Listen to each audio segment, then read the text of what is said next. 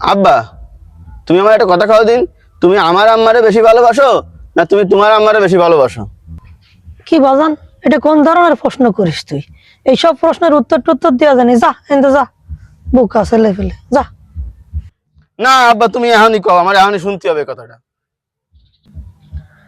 আচ্ছা মুসিবতে ফেলালি তো, যা তোর মারেই বেশি ভালোবাসি, যা।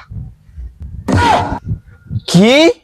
যেই মা তোমারে 10 মাস 10 দিন পেটে ধরে রাখলো, তুমি সেই মারে ভালোবাসো না? তুমি কিরাম আব্বা? এ তো বিশাল ভেজালে ফেলালি তুই। যা আব্বা, ভুল করে ফেলাইছি, আমার মারেই আমি বেশি ভালোবাসি।